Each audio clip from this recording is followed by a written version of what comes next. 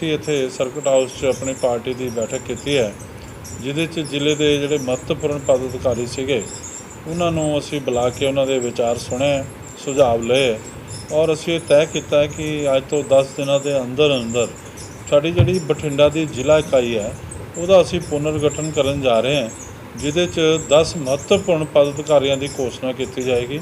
ਉਹਦੇ ਲਈ ਅਸੀਂ ਆਪਣੀ 2 ਮੈਂਬਰੀ ਕਮੇਟੀ ਇੱਥੇ ਗਠਿਤ ਕੀਤੀ ਹੈ, ਜਿਹਦੇ 'ਚ ਸਾਡੇ ਬਹੁਤ ਪੁਰਾਣੇ ਨੇਤਾ ਸ੍ਰੀ ਸੁਸ਼ੀਲ ਜਿੰਦਲ ਜੀ ਜਿਹੜੇ ਸੰਗਠਨ ਮੰਤਰੀ ਪੰਜਾਬ ਨੇ, ਬਠਿੰਡਾ ਦੇ ਇੰਚਾਰਜ ਵੀ ਨੇ, ਅਤੇ ਸਾਡੇ ਦੇਵੀ ਸਰਨ ਜੀ ਕਾਕਾ ਜੀ ਜਿਹੜੇ ਸੰਗਠਨ ਦੇ ਪੰਜਾਬ ਦੇ ਉਪ ਪ੍ਰਧਾਨ ਨੇ।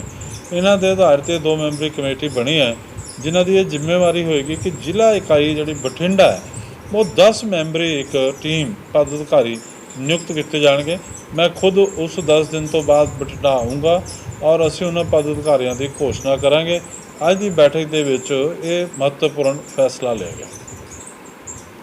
ਦੂਸਰਾ ਮੈਂ ਕਹਿਣਾ ਚਾਹੁੰਦਾ ਕਿ ਜਿਹੜਾ ਦਿੱਲੀ ਦੇ ਵਿੱਚ ਜਹਾਂਗੀਰਪੁਰੀ ਦੇ ਵਿੱਚ ਔਰ ਖਾਸ ਕਰਕੇ ਰਾਜਸਥਾਨ ਦੇ ਕਰੌਲੀ ਦੇ ਵਿੱਚ, ਮੱਧ ਪ੍ਰਦੇਸ਼ ਦੇ ਖਰਗੋਨ ਦੇ ਵਿੱਚ ਰਾਮ ਨੌਮੀ ਜੀ ਦੀ ਸ਼ੋਭਾ ਯਾਤਰਾ 'ਤੇ ਔਰ ਸ੍ਰੀ ਹਨੂੰਮਾਨ ਜੀ ਦੇ ਜਨਮ ਮਹਾਉਤਸਵ ਦੇ ਸ਼ੁਭ ਅਵਸਰ 'ਤੇ ਜਿਹੜੀ ਸ਼ੋਭਾ ਯਾਤਰਾ ਨਿਕਲੀ, ਉਹਨਾਂ ਦੇ ਮਸਜਿਦ ਦੇ ਸਾਹਮਣੇ ਪਹੁੰਚਣ 'ਤੇ ਜਿਹੜੇ ਕੱਟੜਪੰਥੀ ਮੁਸਲਮਾਨਾਂ ਨੇ ਹਮਲਾ ਕੀਤਾ ਉਹਦੀ ਅਸੀਂ ਸਖਤ ਸ਼ਬਦਾਂ 'ਚ ਨਿੰਦਾ ਕਰਦੇ ਹਾਂ ਔਰ ਅਸੀਂ ਮਹਿਸੂਸ ਕਰਦੇ ਹਾਂ ਕਿ ਜਦੋਂ ਹਿੰਦੁਸਤਾਨ ਦੇ ਵਿੱਚ ਹਿੰਦੂ ਬਹੁਤ ਸੰਖਿਅਕ ਹੋ ਕੇ ਜਦੋਂ ਤਾਜੀਏ ਦਾ ਜਲੂਸ ਨਿਕਲਦਾ ਹੈ, ਮੁਹਰਮ ਦਾ ਜਲੂਸ ਨਿਕਲਦਾ ਹੈ ਜਾਂ ਮੁਸਲਮਾਨ ਭਾਈਚਾਰੇ ਨਾਲ ਸੰਬੰਧਿਤ ਕੋਈ ਵੀ ਧਾਰਮਿਕ ਯਾਤਰਾ ਨਿਕਲਦੀ ਹੈ ਤਾਂ ਹਿੰਦੂਆਂ ਨੂੰ ਕੋਈ ਵੀ ਤਕਲੀਫ ਨਹੀਂ ਹੁੰਦੀ। ਹਿੰਦੂ ਕੋਈ ਵੀ ਪਥਰਾਵਬਾਜ਼ੀ ਨਹੀਂ ਕਰਦੇ, ਕੋਈ ਉਹਦੇ ਉੱਤੇ ਅਸੀਂ ਛੇੜਖਾਨੀ ਨਹੀਂ ਕਰਦੇ, ਕਿਸੇ ਪ੍ਰਕਾਰ ਦਾ ਉਹਦਾ ਕਾਨੂੰਨ ਵਿਵਸਥਾ ਦੀ ਸਮੱਸਿਆ ਪੈਦਾ ਨਹੀਂ ਹੁੰਦੀ।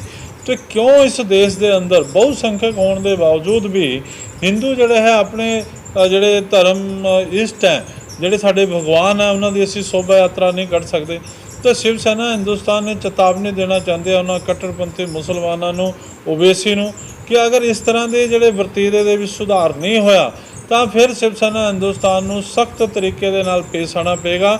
ਔਰ ਅਸੀਂ ਮੋਦੀ ਸਾਹਿਬ ਨੂੰ ਵੀ ਅਪੀਲ ਕਰਦੇ ਹਾਂ ਕਿ ਇਹਨਾਂ ਮਾਮਲਿਆਂ ਦੇ ਵਿੱਚ ਉੱਤਰ ਪ੍ਰਦੇਸ਼ ਦੇ ਮਾਨਯੋਗ ਮੁੱਖ ਮੰਤਰੀ ਯੋਗੀ ਆਦਿੱਤਿਆਨਾਥ ਜੀ ਦਾ ਜਿਹੜਾ ਤਰੀਕਾ ਹੈ, ਬੁਲਡੋਜ਼ਰ ਦਾ ਤਰੀਕਾ, ਉਸ ਤਰੀਕੇ ਨੂੰ ਅਪਣਾਇਆ ਜਾਣਾ ਚਾਹੀਦਾ ਹੈ। ਕਿਉਂਕਿ ਇੱਕ ਤਾਂ ਇਲੀਗਲ ਤੁਸੀਂ ਜ਼ਮੀਨਾਂ ਦੇ ਉੱਤੇ ਕਬਜ਼ੇ ਕਰ ਲਓ, ਇਲੀਗਲ ਤੌਰ 'ਤੇ ਬੰਗਲਾਦੇਸ਼ੀ ਮੁਸਲਮਾਨ ਇਸ ਹਿੰਦੁਸਤਾਨ 'ਚ ਆ ਜਾਣ ਔਰ ਜਿਹੜਾ ਸ਼ੋਭਾ ਯਾਤਰਾਵਾਂ ਜਿਹੜੀਆਂ ਨਿਕਲਣ ਉਹਦੇ ਉੱਤੇ ਬੰਗਲਾਦੇਸ਼ੀ ਮੁਸਲਮਾਨ ਆ ਕੇ ਹਮਲਾ ਕਰਨ, ਇਹ ਹਿੰਦੁਸਤਾਨ 'ਚ ਕਤਈ ਬਰਦਾਸ਼ਤ ਨਹੀਂ ਕੀਤਾ ਜਾ ਸਕਦਾ। ਸ਼ਿਵ ਸੈਨਾ ਹਿੰਦੁਸਤਾਨ ਦੀ ਇੱਕ ਟੀਮ ਮੇਰੀ ਅਗਵਾਈ ਦੇ ਵਿੱਚ ਜਲਦੀ ਅਸੀਂ ਦਿੱਲੀ ਦੀ ਜਹਾਂਗੀਰਪੁਰੀ ਦੀ ਯਾਤਰਾ ਕਰਾਂਗੇ, ਉੱਥੇ ਜਾਵਾਂਗੇ ਔਰ ਜਿਹੜੇ ਹਿੰਦੂ ਭਾਈਚਾਰੇ ਦਾ ਨੁਕਸਾਨ ਹੋਇਆ ਉਹਨਾਂ ਨੂੰ ਮਿਲਾਂਗੇ। ਦੇਸ਼ ਦੇ ਗ੍ਰਹਿ ਮੰਤਰੀ ਨੂੰ ਵੀ ਮਿਲ ਕੇ ਅਸੀਂ ਇਹ ਮੰਗ ਕਰਾਂਗੇ ਕਿ ਜਿਹੜਾ ਉੱਤਰ ਪ੍ਰਦੇਸ਼ ਦਾ ਤਰੀਕਾ ਹੈ, ਜਿਹੜਾ ਸ਼ਿਵਰਾਜ ਚੌਹਾਨ ਜੀ ਮੱਧ ਪ੍ਰਦੇਸ਼ ਦੇ ਮੁੱਖ ਮੰਤਰੀ ਜੀ ਦਾ ਤਰੀਕਾ, ਉਹਦੇ ਅਸੀਂ ਪ੍ਰੋੜਤਾ ਕਰਦੇ ਹਾਂ, ਉਹਦਾ ਸਵਾਗਤ ਕਰਦੇ ਹਾਂ।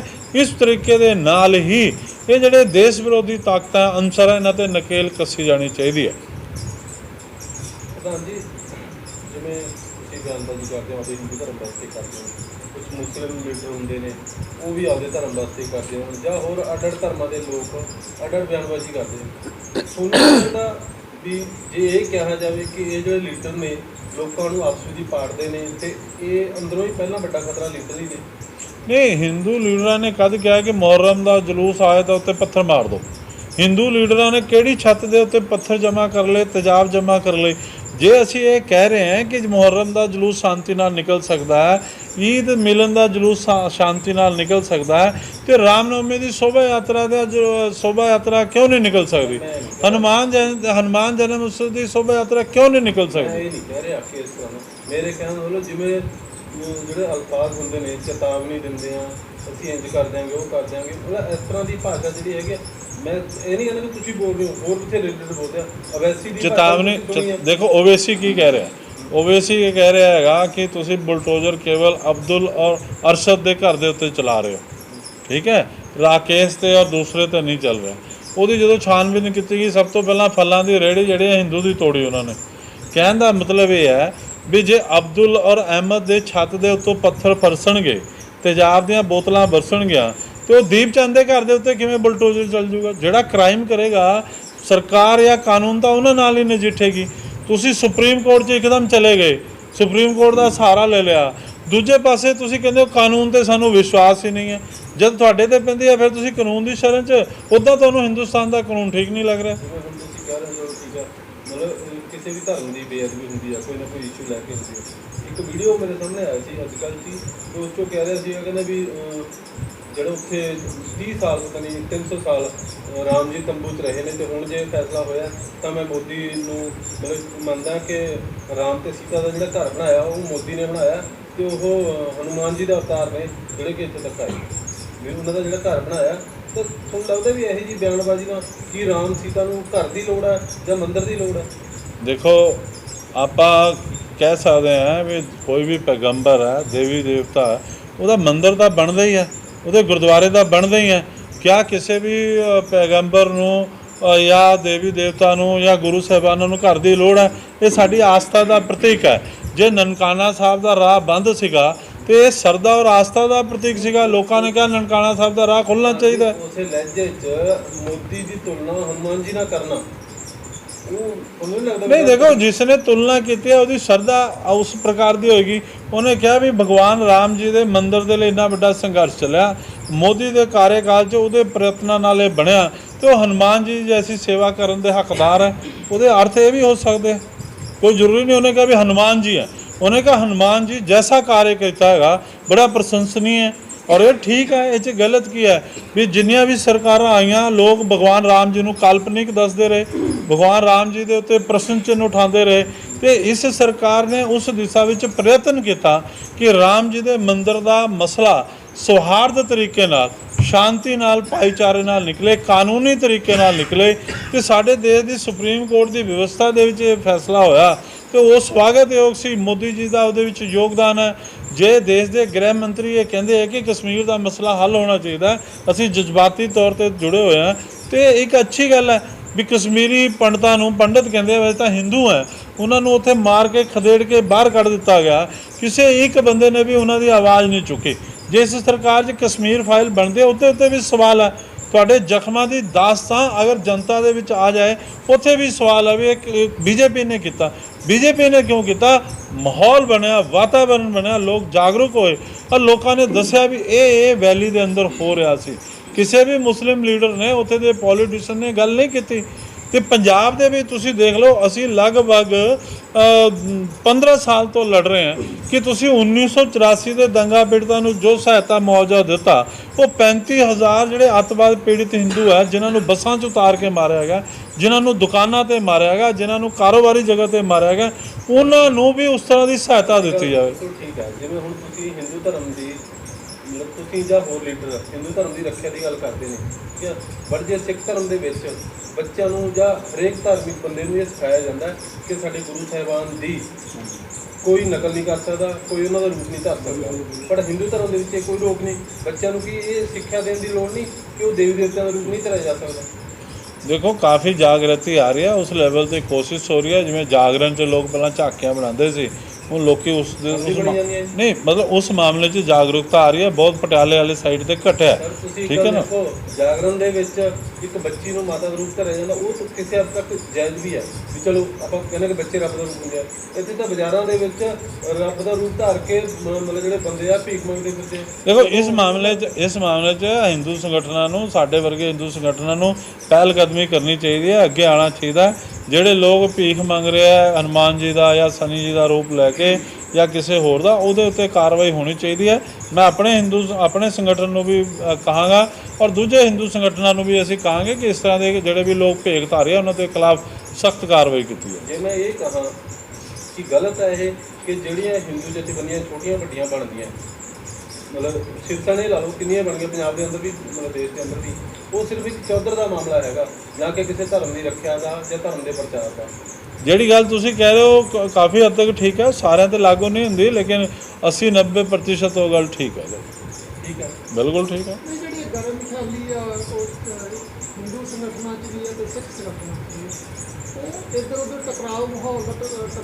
ਦੇਖੋ, ਗਰਮ ਖਿਆਲੀ ਹੋਣਾ ਕੋਈ ਗਲਤ ਨਹੀਂ ਹੈ। ਜਦੋਂ ਦੇਸ਼ ਦੀ ਮੂਵਮੈਂਟ ਚੱਲ ਰਹੀ ਸੀ ਉਦੋਂ ਵੀ ਨਰਮ ਔਰ ਗਰਮ ਖਿਆਲੀ ਸੀਗੇ, ਲੇਕਿਨ ਗਰਮ ਖਿਆਲੀ ਆਪਣੀ ਗੱਲ ਜਿਹੜੀ ਕਹਿ ਰਹੇ, ਆਪਣੀ ਜਿਹੜੀ ਭਾਸ਼ਾ ਉਹ ਕਿਆ ਸੰਵਿਧਾਨ ਦੇ ਦਾਇਰੇ 'ਚ ਹੈ, ਉਹ ਆਪਣੇ ਧਰਮ ਦੀ ਮਰਿਆਦਾ 'ਚ ਗੱਲ ਕਰ ਰਹੇ ਤਾਂ ਬਿਲਕੁਲ ਠੀਕ ਹੈ। ਅਸੀਂ ਕੋਈ ਨਹੀਂ ਕਿਹਾ ਕਿ ਮੁਸਲਮਾਨਾਂ ਨੂੰ ਜਿੰਦਾ ਜਲਾ ਦਿੱਤਾ ਜਾਏਗਾ, ਅਸੀਂ ਕਿਤੇ ਵੀ ਨਹੀਂ ਕਿਹਾ ਕਿ ਮਸਜਿਦ ਨੂੰ ਤੋੜ ਦਿੱਤਾ ਜਾਏਗਾ। ਅਸੀਂ ਇਹ ਗੱਲ ਕਹੀ ਕਿ ਜਦੋਂ ਅਲਪ ਸੰਖਿਅਕ ਵਰਗ ਦੇਸ਼ ਦੇ ਅੰਦਰ ਆਪਣੇ ਧਰਮ ਦੀ ਯਾਤਰਾ ਸ਼ਾਂਤੀ ਨਾਲ ਕੱਢ ਸਕਦੇ ਹੈ, ਬਹੁ ਸੰਖਿਅਕ ਹਿੰਦੂ ਵਰਗ ਉਹਨਾਂ 'ਤੇ ਹਮਲਾ ਨਹੀਂ ਕਰਦਾ। ਤੇ ਐਸਾ ਕਿਹੜਾ ਕਾਰਨ ਹੈ ਕਿ ਜਿੱਥੇ ਉਹਨਾਂ ਦੀ ਆਬਾਦੀ ਜ਼ਿਆਦਾ ਹੈ, ਉਹਨਾਂ ਦੇ ਮਸਜਿਦ ਦੇ ਅੱਗੇ ਜੇ ਰਾਮਨੌਮੀ ਦੀ ਸ਼ੋਭਾ ਯਾਤਰਾ ਨਿਕਲਦੀ ਹੈ, ਜਾਂਦੀ ਹੈ, ਤਾਂ ਉਹ ਭੜਕ ਜਾਂਦੇ। ਕਿਉਂ? ਜਦੋਂ ਹਿੰਦੂ ਨਹੀਂ ਭੜਕ ਰਹੇ ਤਾਜੀਆ ਦੇ ਜਲੂਸ 'ਚ, ਮੁਹਰਮ ਦੇ ਜਲੂਸ 'ਚ, ਉਹਨਾਂ ਦੇ ਈਦ 'ਚ, ਬਕਰੀਦ 'ਚ, ਤਾਂ ਤੁਸੀਂ ਕਿਉਂ ਭੜਕ ਜਾ ਰਹੇ ਹੋ? ਤੁਹਾਡੇ 'ਤੇ ਕੀ ਹੋ ਗਿਆ? ਵੈਸੇ ਵੀ ਸਾਡਾ ਦੇਸ਼ 2 ਨੇਸ਼ਨ ਥਿਊਰੀ ਦੇ ਉੱਤੇ ਬਣਿਆ ਹੋਇਆ। ਜਦੋਂ ਅਸੀਂ 15 ਅਗਸਤ 1947 'ਚ ਆਜ਼ਾਦ ਹੋਏ ਤੇ ਇਸ ਥਿਊਰੀ 'ਤੇ ਦੇਸ਼ ਬਣਿਆ ਕਿ ਇੱਥੇ ਜਿਹੜਾ ਹੈ ਮੁਸਲਮਾਨ ਪਾਕਿਸਤਾਨ 'ਚ ਜਾਣਗੇ, ਬਾਕੀ ਹਿੰਦੂ ਸਿੱਖ ਜਿਹੜਾ ਉਰੇ ਰਹਿ ਜਾਣਗੇ। ਫਿਰ ਵੀ ਜੇ ਮੁਸਲਮਾਨ ਉਰੇ ਰਹਿ ਗਏ ਤੇ ਇਹ ਕਿਹਾ ਗਿਆ ਵੀ ਸਾਡੇ ਦੇਸ਼ ਜਿਹੜਾ ਹੈ ਧਰਮ ਪੰਥ ਨਿਰਪੇਖ ਹੈ ਔਰ ਸੰਵਿਧਾਨ ਦੇ ਅਨੁਸਾਰ ਚੱਲੇਗਾ। ਤਾਂ ਉਰੇ ਅਧਿਕਾਰ ਹੈ ਤੁਹਾਨੂੰ ਰਾਸ਼ਟਰਪਤੀ ਬਣ ਜਾਓ, ਉਹਦੇ ਤੁਹਾਨੂੰ ਅਧਿਕਾਰ ਹੈ ਕਿ ਦੇਸ਼ ਦੇ ਸੁਪਰੀਮ ਕੋਰਟ ਦਾ ਜੱਜ ਬਣ ਜਾਓ। ਤੇ ਇਹਦਾ ਮਤਲਬ ਇਹ ਕਦੇ ਨਹੀਂ ਕਿ ਜਿੱਥੇ ਤੁਹਾਡੀ ਆਬਾਦੀ ਜ਼ਿਆਦਾ ਹੋਗੀ ਉੱਥੇ ਜੀ ਰਾਮਨੌਮੀ ਦੀ ਸ਼ੋਭਾ ਯਾਤਰਾ ਨਹੀਂ ਜਾਏਗੀ, ਜਿੱਥੇ ਤੁਹਾਡੀ ਆਬਾਦੀ ਜ਼ਿਆਦਾ ਹੋਗੀ ਉੱਥੇ ਹਨੂੰਮਾਨ ਜਯੰਤੀ, ਹਨੂੰਮਾਨ ਜਨਮ ਉਤਸਵ ਨਹੀਂ ਮਨਾਇਆ। ਇਹਦਾ ਮਤਲਬ ਹੈ ਕਿ ਤੁਸੀਂ ਪੂਰੇ ਹਿੰਦੁਸਤਾਨ ਨੂੰ ਕਸ਼ਮੀਰ ਘਾਟੀ ਬਣਾ ਦੇਣਾ ਚਾਹੁੰਦੇ ਹੋ। ਇਹਦਾ ਮਤਲਬ ਹੈ ਕਿ ਤੁਹਾਡੀ ਸੋਚ ਹੈ ਕਿ ਤੁਸੀਂ ਹਿੰਦੁਸਤਾਨ ਨੂੰ ਪਾਕਿਸਤਾਨ ਬਣਾ ਦੇਣਾ ਚਾਹੁੰਦੇ ਹੋ। ਅਸੀਂ ਇਹ ਨਹੀਂ ਕਹਿ ਰਹੇ ਕਿ ਮੁਸਲਿਮ ਧਰਮ ਮਾੜਾ ਹੈ, ਇਹਨਾਂ ਨੂੰ ਖਤਮ ਕਰ ਦਿਓ, ਪਰ ਅਸੀਂ ਕਹਿ ਰਹੇ ਕਿ ਇਹ ਜਿਹੜਾ ਤਰੀਕਾ ਹੈ ਹਿੰਦੁਸਤਾਨ 'ਚ ਨਹੀਂ ਚੱਲੇਗਾ। ਦੂਸਰੇ ਧਰਮ ਦੇ ਲੋਕਾਂ ਦੇ ਵਿੱਚ ਵੀ ਇਸ ਤਰ੍ਹਾਂ ਦੀ ਸੋਚ ਆ ਸਕਦੀ ਹੈ, ਉਦੋਂ ਇੱਕ ਸਥਿਤੀ ਬੜੀ ਨਾਜ਼ੁਕ ਬਣ ਜਾਏਗੀ। ਉਸ ਚੀਜ਼ ਦੀ ਸਾਡੀ ਚੇਤਾਵਨੀ ਹੈ, ਬਾਜ਼ ਆ ਜਾਓ ਇਹਨਾਂ ਨੂੰ। ਪੰਜਾਬ ਦੀ ਗੱਲ ਕਰਦੇ ਨਾ ਆਪਾਂ, ਸੰਤ ਜਰਨੈਲ ਸਿੰਘ ਭਿੰਡਰਾਣੇ ਦੇ ਨਾਮ ਨੂੰ ਲੈ ਕੇ ਅਕਸਰ ਟਕਰਾ ਰਹਿੰਦਾ। ਆਪਾਂ ਨੂੰ ਕਿਉਂ ਨਹੀਂ ਕਾਨੂੰਨ ਤੇ ਛੱਡ ਦੇਣਾ ਚਾਹੀਦਾ? ਹਿੰਦੂ ਸੰਗਠਨ, ਕੁਝ ਸਿੱਖ ਸੰਗਠਨ ਵੀ ਹੈ, ਉਹਨਾਂ ਦਾ ਟਕਰਾਓ ਪੈਦਾ ਹੁੰਦਾ। ਨਹੀਂ, ਟਕਰਾਓ ਕੀ ਹੈ? ਤੁਸੀਂ ਸੰਤ ਕਹਿ ਰਹੇ ਹੋ, ਅਸੀਂ ਨਹੀਂ ਮੰਨਦੇ। ਤੁਹਾਡੀ ਵਿਚਾਰਧਾਰਾ ਸੰਤ ਮੰਨਦੀ ਹੈ, ਸਾਡੀ ਵਿਚਾਰ ਨਹੀਂ। ਟਕਰਾਓ ਵਿਚਾਰਾਂ ਦਾ, ਆਪਾਂ ਕੋਈ ਤਲਵਾਰ ਲੈ ਕੇ ਥੋੜੀ ਤੁਹਾਨੂੰ ਮਾਰਨ ਜਾ ਰਹੇ। ਲੇਕਿਨ ਤੁਸੀਂ ਸੰਤ ਕਹੋਗੇ, ਅਸੀਂ ਨਹੀਂ ਕਹਾਂਗੇ। ਤੁਸੀਂ ਕਹੋਗੇ ਜਰਨੈਲ ਸਿੰਘ ਭਿੰਡਰਾਲੇ ਬਹੁਤ ਮਹਾਨ ਸੀਗੇ, ਅਸੀਂ ਕਹਾਂਗੇ ਨਹੀਂ ਮਹਾਨ ਸੀਗੇ। ਤੁਸੀਂ ਜਦੋਂ ਦਰਬਾਰ ਸਾਹਿਬ ਦੀਆਂ ਪੌੜੀਆਂ 'ਚ DIG ਅਟਵਾਲ ਦੀ ਲਾਸ਼ ਗਿਰਾ ਦਿੰਦੇ ਹੋ, ਉਸ ਗੁਰੂ ਘਰ ਦੇ ਉਸ ਗੁਰਸਿੱਖ ਦੀ ਲਾਸ਼ ਗਿਰਾ ਦਿੰਦੇ ਹੋ ਜਿਹੜਾ ਕਿ ਉੱਥੇ ਮੱਥਾ ਟੇਕਣ ਗਿਆ, ਜਿਹਦੇ ਹੱਥ ਦੇ ਵਿੱਚ ਦੇਗ ਹੈ। ਤੇ ਇਹਦਾ ਮਤਲਬ ਹੈ ਤੁਸੀਂ ਗੁਰੂ ਘਰ ਨੂੰ ਵਰਤ ਰਹੇ ਹੋ ਕਤਲੋਗਾਰਤ ਦੇ ਲਈ। ਫਿਰ ਤੁਸੀਂ ਆਪਣੇ ਆਪ ਨੂੰ ਉਪਾਧੀ ਦਿਓ ਸੰਤ ਦੀ, ਤੇ ਸਾਡੇ ਵਿਚਾਰਧਾਰਾ 'ਚ ਸੰਤ ਨਹੀਂ ਹੁੰਦਾ। ਜੇ ਕੁਝ ਲੋਕਾਂ ਦਾ ਇਹਨਾਂ ਗੱਲਾਂ ਨਾਲ ਕੋਈ ਮਤਲਬ ਨਹੀਂ, ਜਿਹੜੀ ਆਮ ਜਨਤਾ ਦਾ ਦੇਸ਼ ਦੇ ਕਾਨੂੰਨ ਤੇ ਕਾਨੂੰਨੀ ਕਾਰਵਾਈ ਕਰਨੀ। ਆਮ ਜਨਤਾ ਦਾ ਮਤਲਬ ਹੁੰਦਾ ਹੈ ਜਦੋਂ ਤੁਸੀਂ ਇਸ ਤਰ੍ਹਾਂ ਦੀ ਦਲੀਲ ਦਿਓਗੇ ਕਿ ਇਹ ਵਿਅਕਤੀ ਸੰਤ ਹੈ, ਤਾਂ ਸਾਡੇ ਜਿਹੜੀ ਟੀਨਏਜਰ ਹੈ ਉਹ ਕਹੇਗੀ ਇਹ ਸੰਤ ਹੁੰਦੇ ਆ। ਜੇ ਆਪਾਂ ਬੰਬ ਚਲਾਈਏ, ਜੇ ਆਪਾਂ ਹੈਡ ਗ੍ਰੇਨੇਡ ਚਲਾਈਏ, ਜੇ ਆਪਾਂ DIG ਨੂੰ ਗੋਲੀ ਮਾਰ ਦਈਏ ਗੁਰਦੁਆਰੇ ਦੀ ਪੌੜੀਆਂ ਦੇ ਅੰਦਰ, ਜਿਸ ਗੁਰੂ ਘਰ ਦੇ ਅੰਦਰ ਮਾਨਵਤਾ ਦਾ, ਭਾਈਚਾਰਾ ਦਾ ਸੰਦੇਸ਼ ਦਿੱਤਾ ਜਾ ਰਿਹਾ ਹੈ, ਜਿੱਥੇ ਚਾਰੋਂ ਹੀ ਵਰਨਾਂ ਨੂੰ ਜਾਣ ਦੀ ਇਜਾਜ਼ਤ ਹੈ, ਉੱਥੇ ਤੁਸੀਂ ਗੋਲੀ ਬਾਰੂਦ ਇਕੱਠਾ ਕਰ ਰਹੇ ਹੋ, ਉੱਥੇ ਤੁਸੀਂ ਮੋਰਚਾਬੰਦੀ ਕਰ ਰਹੇ ਹੋ। ਜਦੋਂ ਕਿ ਗੁਰੂ ਗੋਬਿੰਦ ਸਿੰਘ ਜੀ ਨੇ ਇੰਨੀਆਂ ਲੜਾਈਆਂ ਲੜੀਆਂ, ਇੰਨਾ ਉਹਨਾਂ ਨੇ ਆਪਣੇ ਪਿਤਾ ਜੀ ਦਾ ਬਲਿਦਾਨ ਦਿੱਤਾ। ਅੱਜ ਦੇਸ਼ ਦੇ ਪ੍ਰਧਾਨ ਮੰਤਰੀ ਗੁਰੂ ਤੇਗ ਬਹਾਦਰ ਜੀ ਦੇ ਉੱਥੇ ਜਾਂਦੇ ਆ, ਨਤਮਸਤਕ ਹੁੰਦੇ ਆ, ਜਿੱਥੇ ਉਹਨਾਂ ਦੀ ਹੱਤਿਆ ਕਰਨ ਦੇ ਉਹ ਦਿੱਤਾ ਗਿਆ। ਤੇ ਐਸੀ ਹਾਲਤ ਦੇ ਵਿੱਚ ਜਿਹੜੇ ਕੋਈ ਗਲਤ ਆਪਾਂ ਪ੍ਰਚਾਰ ਕਰਾਂਗੇ, ਉਹਦਾ ਵਿਰੋਧ ਕਰਨਾ ਸਾਡਾ ਸੰਵਿਧਾਨਿਕ ਅਧਿਕਾਰ ਹੈ। ਦੁਨੀਆ ਤੋਂ ਚਲਾ ਗਿਆ, ਉਹਦੇ ਵਾਸਤੇ ਤਾਂ ਵੈਸੇ ਟਕਰਾਅ ਹੋਣਾ ਨਹੀਂ ਨਹੀਂ, ਦੁਨੀਆ ਤੋਂ ਜੇ ਦੇਸ਼ 'ਚ ਕਾਨੂੰਨ ਦੀ ਲੜਾਈ ਲੜਨੀ ਚਾਹੀਦੀ ਹੈ। ਦੇਸ਼, ਮੈਂ ਕਹਿ ਰਿਹਾ, ਤੁਸੀਂ ਕਹਿੰਦੇ ਦੁਨੀਆ ਤੋਂ ਚਲੇ ਗਏ। ਜਦੋਂ ਕੋਈ ਉਹਦੀ ਇੰਟਰਪ੍ਰੀਟੇਸ਼ਨ ਗਲਤ ਕਰੇਗਾ, ਉਹਦੇ ਬਾਰੇ ਗਲਤ ਵਿਚਾਰ ਦੇਗਾ, ਤੇ ਜਿਵੇਂ ਤੁਹਾਨੂੰ ਵਿਚਾਰ ਦੇਣ ਦੀ ਆਜ਼ਾਦੀ ਹੈ, ਸਾਨੂੰ ਵੀ ਆਜ਼ਾਦੀ ਹੈ ਕਿ ਇਹ ਗਲਤ ਹੈ, ਇਹ ਠੀਕ ਨਹੀਂ ਹੈ। ਤੁਸੀਂ ਸੰਤ ਕਿਹਾ, ਮੈਂ ਤੁਹਾਨੂੰ ਥੋੜੀ ਰੋਕ ਸਕਦਾ, ਤੁਹਾਡੇ ਮੂੰਹ ਤੇ ਹੱਥ ਨਹੀਂ ਰੱਖਣਾ, ਪਰ ਮੈਂ ਕਹਿਣਾ ਵੀ ਸੰਤ ਨਹੀਂ ਹੈ, ਤੁਸੀਂ ਕਹਿਣਾ ਸੰਤ ਹੈ। ਤੇ ਆਪਣੇ ਵਿਚਾਰਾਂ ਦਾ ਜਿਹੜਾ ਅੰਤਰ ਹੈ ਉਹ ਚੱਲ ਰਿਹਾ, ਇੱਥੇ ਤੱਕ ਠੀਕ ਹੈ। ਪਰ ਜੇ ਕੋਈ ਤੁਹਾਡੇ ਵਰਗਾ ਬੰਦਾ ਕਿਰਪਾਨ ਲਗਾਏ, ਪਵਨ ਗੁਪਤਾ ਜੀ, ਜੇ ਤੁਸੀਂ ਭਿੰਡਰਾਲ ਨੂੰ ਸੰਤ ਨਾ ਕਿਹਾ ਤੇ ਅਸੀਂ ਮਾਰ ਦਾਂਗੇ, ਵੀ ਤਾਲੀਬਾਨੀ ਰਾਜ ਥੋੜੀ ਹੈ। ਨਹੀਂ, ਉਹ ਦੋਨੋਂ ਤਰਫੋਂ ਹੀ ਮਿਲਦੇ ਆ, ਉਧਰੋਂ ਵੀ ਤੇ ਉਧਰੋਂ ਵੀ। ਤੁਸੀਂ ਕਹਿ ਰਹੇ ਹੋ, ਅਸੀਂ ਸੁਣ ਰਹੇ ਹਾਂ, ਅਸੀਂ ਕਹਿ ਰਹੇ ਤੁਸੀਂ ਸੁਣ ਰਹੇ ਹੋ। ਇਹ ਵਿਚਾਰਾਂ ਦੀ ਵਿਭਿੰਨਤਾ ਹੈ, ਤੇ ਆਪਾਂ ਦੋਨੋਂ ਇੱਕ ਦੂਜੇ ਦੇ ਨਾਲ ਹੈਗੇ, ਠੀਕ ਹੈ ਨਾ। ਤੁਹਾਡੇ ਵਿਚਾਰ ਸੰਤ ਕਹਿ ਰਹੇ, ਮੇਰੇ ਵਿਚਾਰ ਕਾਤਲ ਕਹਿ ਰਹੇ, ਅਲੱਗ-ਅਲੱਗ ਵਿਚਾਰ ਹੈ। ਤੇ ਉਹ ਵਿਚਾਰਾਂ ਦੀ ਲੜਾਈ ਹੋ ਰਹੀ ਹੈ। ਤੁਸੀਂ ਵੀ ਕਹਿ ਸਕਦੇ ਹੋ, ਮੈਂ ਵੀ ਕਹਿ ਸਕਦਾ, ਪਰ ਜਿਸ ਦਿਨ ਤੁਸੀਂ ਕਿਰਪਾਨ ਚੱਕ ਲਓਗੇ ਤੇ ਮੈਨੂੰ ਕੋਈ ਅਪੀਲ ਕਰੇ ਵੀ ਨਾ ਚੱਕੋ, ਇਹ ਹੋ ਨਹੀਂ ਸਕਦਾ। ਪ੍ਰਧਾਨ ਜੀ, ਤੁਸੀਂ ਭਿੰਡਰਾਲੇ ਨੂੰ ਕਾਤਲ ਕਹਿ ਰਹੇ ਹੋ, ਪਰ ਮਤਲਬ ਜਿਹੜੀ ਜਾਣਕਾਰੀਆਂ ਤਾਂ ਇਹ ਕਹਿ ਰਹੀਆਂ ਕਿ ਉਹਨਾਂ 'ਤੇ ਕੋਈ FIR ਵੀ ਦਰਜ ਨਹੀਂ। ਕਿਹਨੇ ਕਿਹਾ FIR ਨਹੀਂ ਹੋਈ? ਮੈਂ ਚੈਲੰਜ ਕਰਦਾ, ਕਿਹਨੇ ਕਿਹਾ? ਲਾਲਾ ਜਗਤ ਨਾਰਾਇਣ ਜੀ ਦੇ ਮਰਡਰ ਦੀ FIR ਦਰਜ ਹੈ, ਉਹਦੇ 'ਚ ਗ੍ਰਿਫਤਾਰੀ ਹੋਈ ਚੰਦੂ ਕਲਾ ਤੋਂ। ਇਹ ਕਿੱਥੇ ਗਈ ਗ੍ਰਿਫਤਾਰੀ? ਇਹ FIR ਕਿੱਥੇ ਗਈ? ਖਾ ਗਏ ਆਪਾਂ ਇਹਨੂੰ? FIR ਲੱਭੀ ਨਹੀਂ, ਕਿਤੇ ਨਹੀਂ ਮਿਲੀ। ਨਹੀਂ, ਕਿਉਂ ਨਹੀਂ ਲੱਭੀ ਬਈ? ਸਾਹਮਣੇ ਲੱਭਣਾ ਤਾਂ ਹੁਣ ਤੁਹਾਡਾ ਕੰਮ ਹੈ, ਲੱਭ ਲਓ। ਮੈਂ ਤੁਹਾਨੂੰ ਦੱਸ ਰਿਹਾ, ਲਾਲਾ ਜਗਤ ਨਾਰਾਇਣ ਮਰਡਰ ਕੇਸ 'ਚ ਗ੍ਰਿਫਤਾਰੀ ਹੋਈ ਹੈ ਉਹਨਾਂ ਦੀ, ਫਾਇਰਿੰਗ ਹੋਈ ਗ੍ਰਿਫਤਾਰੀ ਦੇ ਟਾਈਮ ਮਹਿਤਾ ਚੌਕ ਦੇ ਅੰਦਰ। ਇਹ ਤਾਂ ਜਗ ਇਤਿਹਾਸ ਦੀਆਂ ਗੱਲਾਂ ਹੈਗੀਆਂ। ਇਹ ਜਿਹੜੇ ਲੋਕ ਦਲੀਲ ਦਿੰਦੇ ਕੋਈ FIR ਨਹੀਂ, ਕੋਈ ਟੈਰਰਿਸਟ ਨਹੀਂ, ਤੇ ਫਿਰ ਇੰਡੀਅਨ ਮਿਲਟਰੀ ਦੇ ਉੱਤੇ ਮੁਕੱਦਮਾ ਚਲਾਓ। ਇੰਡੀਅਨ ਮਿਲਟਰੀ ਕਿਉਂ ਮਾਰਨ ਚਲੀ ਗਈ ਜੋ ਟੈਰਰਿਸਟ ਹੀ ਨਹੀਂ ਸੀਗਾ? ਦੇਸ਼ ਦੇ ਸ਼ਾਸਕਾਂ ਨੇ ਕਿਉਂ ਫੈਸਲਾ ਕਰ ਲਿਆ ਵੀ ਦੇਸ਼ ਦੇ ਐਸਟੈਬਲਿਸ਼ਮੈਂਟ ਮੂਰਖ ਸੀਗੀ ਜਿਨ੍ਹਾਂ ਨੇ ਐਕਸ਼ਨ ਦਾ ਪਲਾਨ ਕਰਤਾ? ਤੁਹਾਡੇ ਕੋਲੇ ਵੀ ਤਾਂ ਐਵੀਡੈਂਸ ਹੋਣਾ ਚਾਹੀਦਾ ਵੀ FIR ਨੰਬਰ। ਮੈਂ ਤਾਂ FIR ਦੱਸਤੀ ਕਿ ਲਾਲਾ ਜਗਤ ਨਾਰਾਇਣ ਮਰਡਰ ਕੋ। ਦੇਖੋ ਜੀ, ਮੈਂ ਕੋਈ ਵਕੀਲ ਨਹੀਂ ਹੈਗਾ, ਜਿਹੜੀ ਮੇਰੀ ਵੈਬਸਾਈਟ ਤੇ FIR ਹੈ। ਮੈਂ ਤੁਹਾਨੂੰ ਇੱਕ ਕੋਟ ਕੀਤਾ ਕਿ ਲਾਲਾ ਜਗਤ ਨਾਰਾਇਣ ਮਰਡਰ ਕੇਸ 'ਚ ਉਹਨਾਂ ਦੀ ਗ੍ਰਿਫਤਾਰੀ ਹੋਈ ਹੈ। ਜਿਹੜੇ ਵੀ ਕੋਈ ਪੱਤਰਕਾਰ ਭਾਈ ਆ ਉਹਨਾਂ ਨੂੰ ਪਤਾ ਗ੍ਰਿਫਤਾਰੀ ਹੋਈ ਹੈ, ਉਹਨਾਂ ਨੂੰ ਪਤਾ ਚੌਕ ਮਹਿਤਾ ਦੀ ਗ੍ਰਿਫਤਾਰੀ ਦੇ ਬਾਅਦ ਉੱਥੇ ਲਾਠੀ ਚਾਰਜ ਵੀ ਹੋਇਆ, ਗੋਲੀ ਵੀ ਚਲੀ।